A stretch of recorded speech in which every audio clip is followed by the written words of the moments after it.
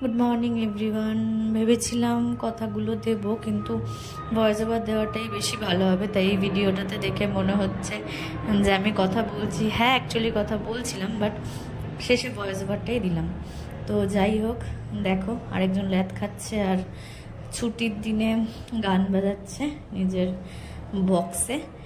তো আমরা এভাবে একটু রোদ পোহাচ্ছি। সকালবেলাটা বেশ সুন্দর রোদ আসে আমাদের রুমটাতে। এটা হচ্ছে আমাদের রুম থেকে বাইরের লুকস, মানে 5 তলা থেকে বেশ সুন্দরই লাগে।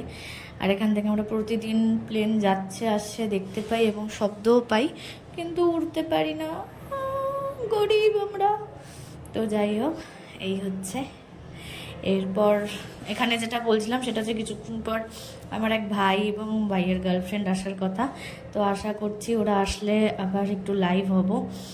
হয়তো তোমাদের সাথে কথা বলতে পারবো না, বাট ওদের রঙ্গ দেখাবো। অ্যাকচুয়ালি একজন হিন্দু তো একজন মুসলিম, এদের দুজনের মধ্যে হিন্দু মুসলিম কাপল। তো এদের রিলেশনশিপটা নিয়ে আমরা অনেক সংশয় রয়েছি, কারণ খুবই একটা টিপিক্যাল ব্যাপার এদের রিলেশনশিপটা, but we are with them.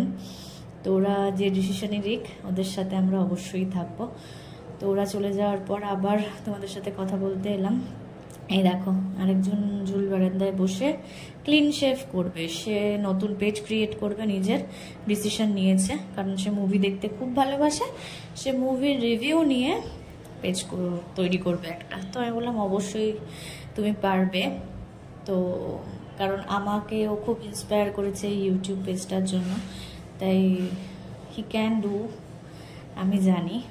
তো সব আমি বলছি যখন এখানে তো পরিষ্কারও তুমি করবো। ফাইনালি আমরা স্নান করে রেডি হয়ে এবার চললাম ছাদে একটু রোদ পোহাতে।